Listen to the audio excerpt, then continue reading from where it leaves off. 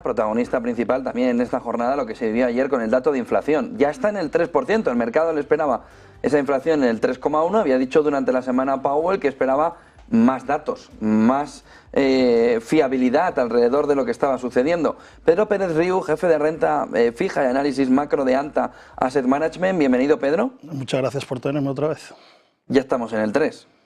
Pero ¿de qué manera estamos en el 3%? Cuéntanos la fotografía, ¿cómo ves el dato de inflación? A ver, fue el mejor dato de inflación desde octubre del año pasado. Hemos salido ya de la situación tan peligrosa que se creó en el primer trimestre con una subida sobre todo de los servicios fuera de los alquileres. Hay muchas cosas que explicaban ya, de hecho ayer por la tarde en Nueva York se hablaba, desde el martes por la tarde ya se hablaba de un número flojo. Ya venía gente hablando de que podía ser 0 o incluso menor, vino menos 0,1. Hay tres cosas que lo explican. Primero tenemos la parte mala, para decir lo que todavía sigue, lo que más preocupa a la Fed es los alimentos. Siguen por encima del 2% interanual. Y luego pues también parte de los servicios, en particular los servicios de salud, hospitales, tuvo una subida terrible este mes y no se explica muy bien porque llevamos 4 meses seguidos. Este es un componente muy volátil, pero no tiene mucho sentido que a esta época del año ocurra esto, pero en el resto hemos tenido cosas muy buenas. Lo más sorprendente de todos, y yo creo que no sostenible, es la inflación de bienes fuera de alimentos y energía, la deflación, perdón. Tenemos una deflación terrible, sobre todo algunas cosas automóviles, sobre todo coches usados. Si os acordáis, después de la pandemia los coches usados subían terriblemente. Valían más que sí que haberlo comprado. Efectivamente, eso no es sostenible, eso ya he oído varios expertos que en los próximos meses esa deflación del 10% en este caso intermensual, que es terrible, van a empezar a subir otra vez. La gasolina en particular explica también una caída de los precios de la energía. Pero no es sostenible, perdona que te interrumpa, no es sostenible significa que va a volver a repuntar. Que no es sostenible para el conjunto de la economía. Va a dejar de presionar a la baja. Hay varias cosas que están presionando a la baja el índice. Bienes durables, también un resultado de la subida de los bienes durables justo después de la pandemia, y en particular los coches usados. Y en este caso tuvimos una deflación también, o sea, caída de precios de energía, sobre todo la gasolina. Estas dos cosas, por efectos de base, y porque el petróleo ha subido en el último mes y medio, estas cosas ya no las vas a ver en la segunda mitad del año. ¿Vale? Eso es lo primero. Lo que sí que es verdad que es muy bueno es la inflación de servicios, lo que llaman ellos el core services, fuera de energía, alimentos y los alquileres, por fin se ha moderado después de un primer trimestre terrible. Pasamos de 0,8 en febrero a 0 ahora, 2 meses seguidos, y eso es lo que necesitaba la Fed. Y después, por supuesto, alquileres, por primera vez la inflación de alquileres cayó por debajo del 5% interanual. Está en el 4,8%. Si llega al 3 y pico, 4, evidentemente será mucho más fácil llegar al 2%. Pero todo eso son tendencias. Tienen que consolidarse en los próximos meses. Y no va a ser tan favorable la situación de la energía, probablemente no sea tan favorable la situación de alquileres tampoco, una vez que se quite el efecto de base a partir de probablemente septiembre, octubre. ¿Dónde y cómo la Fed puede ahora empezar a pensar en una bajada de tipos? ¿Dónde puede hacerla? ¿Septiembre, diciembre y 2025? Ya estamos en el segundo semestre, es decir, ¿qué fotografía tiene el segundo semestre del 24, empezando a pensar en el 25? ¿Qué fotografía puede empezar a ver la Fed en este entorno? Porque ahora sí la tiene en la última milla. Sí, pero una vez más, el mercado está empezando, no tanto como hizo en enero, pero yo creo que está empezando a correr un poquito por delante del balón. Si te acuerdas que hablamos durante el desempleo, la gente, cuando vinimos a hablar del desempleo, el problema que tenía la Fed era pues eso, una combinación de mercado laboral fuerte y una inflación de servicios altísima. Estas dos cosas están empezando a desaparecer, pero eso no significa que tengas un desempleo. Yo creo que va a llegar al 4,2% pronto, estamos hablando entre diciembre y marzo del año que viene, que es por encima de lo que el dot plot 4,5 espera. ¿Vale? 4,5. Pero eso es para el año siguiente, no tan pronto. Entonces, el problema que podemos tener aquí es que el mercado vuelva a anticiparse demasiado, como en enero que anticipaba 6 bajadas de tipos. Lo que está claro, los mercados, y yo creo que estoy más o menos de acuerdo con lo que las tasas implícitas normalmente se miran a través del Overnight Index Swaps, que es lo que calcula las pueden poner forwards. aquí el dato de Bloomberg, esa página de Bloomberg. Ah, la página de web. Bueno, ahí. No, esta no, el lado de Bloomberg. Y luego te pregunto por este. Aquí. Ahí están las tasas implícitas de tipos de interés basadas en... Se pueden hacer con futuros de tipos de interés o con Overnight Index Swaps, que son porque la tasa fija de ese swap es Fed Funds. Entonces esta es la más... de hecho, los Money Market Futures son mucho más agresivos que esto, ¿vale? Para el año que viene sobre todo. ¿Qué significa esto? Que hay una probabilidad del 6,6% de subida, de bajada de tipos ya en julio, a finales de julio, evidentemente es muy baja, pero como ves, la probabilidad acumulada entre julio y septiembre es altísima. Es en septiembre donde el mercado espera que bajen tipos por primera vez. Luego ya la probabilidad acumulada entre noviembre y diciembre, yo no creo que baje en noviembre por las elecciones, pero la probabilidad acumulada entre noviembre y diciembre, como puedes ahí a la derecha, que es más de dos bajadas de tipos, es lo que te indica la probabilidad implícita de que bajen otra vez. Yo evidentemente creo que bajan otra vez en diciembre más probablemente.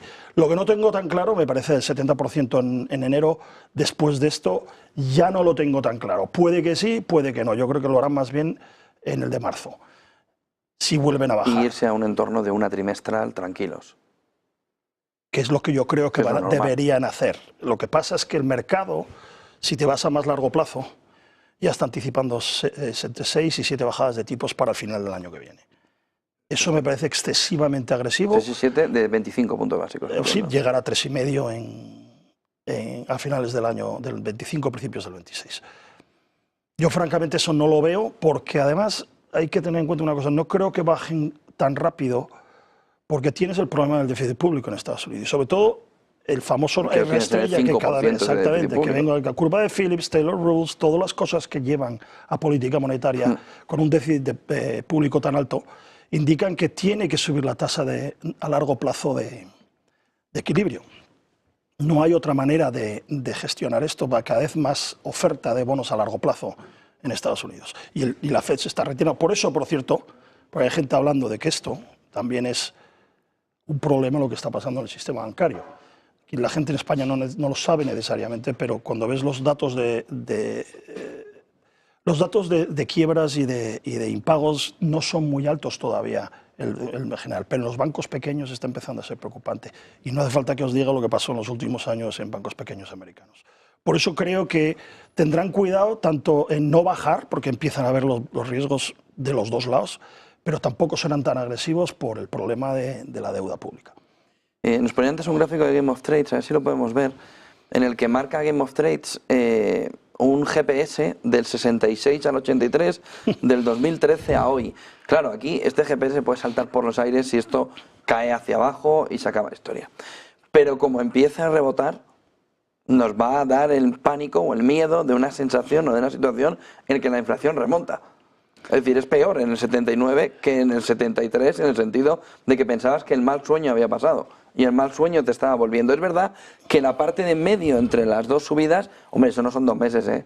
Ahí hay 1 año y medio, 2 años, ¿eh? Entre el final y el inicio del repunte. A ver, aquí tienes evidentemente la crisis de Irán, del petróleo, la segunda crisis del petróleo de Irán que fue más gorda que la primera. Pero el problema fundamental que ellos tienen es va a aumentar el desempleo lo suficiente como para sostener con esta inflación de servicios todavía muy por encima del 4%, que está casi en el 5%.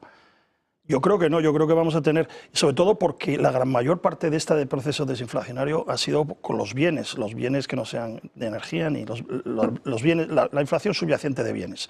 No puedes tener deflación de este calibre como la que llevamos 6 meses seguidos, que te está salvando. Ahora la Fed, ya lo comentó Waller y lo comentó el presidente Williams, el de la Fed, de la New York Fed, estaban esperando una caída de las alquileres desde hace tiempo. Y bien es verdad que van 6 o 7 meses por detrás de la caída de índices como el de Zillow o otros índices reales del mercado. Esto no es un índice real, los alquileres en el CPI americano, son encuestas. Van a caer lo suficiente para mantener, o van a caer los core services, es decir, los servicios rentas, alquileres, lo suficiente como para mantener la inflación cerca del 2%. Esa es la pregunta y sobre todo teniendo en cuenta que si empiezan a subir los bienes o simplemente con que se estabilice la inflación de bienes, los precios de los bienes, puedes tener un problema de base que te haga muy difícil bajar de 2,5%, por ejemplo. ¿Se contentarán con eso? Yo creo que no.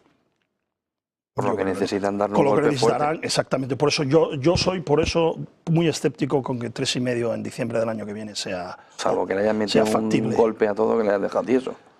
Es decir, tengas el desempleo en el 4,7 y digas, uy. Evidentemente, ese es el riesgo. Yo no lo veo todavía a corto plazo, pero si te acuerdas, lo hablamos hace un mes y medio del desempleo, yo te decía 4,1% seguro antes de lo que dice la FED, y ya se hizo 4,1% de desempleo casi 2 meses antes de lo que yo creía.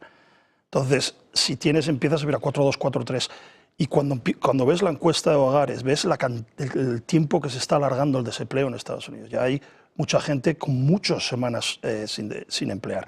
Y la cantidad de gente que está entrando en el mercado de trabajo, que es el principal problema que están viendo, ellos mismos lo dicen. Porque la creación de empleo es mucho más errática de lo que parece, ¿eh?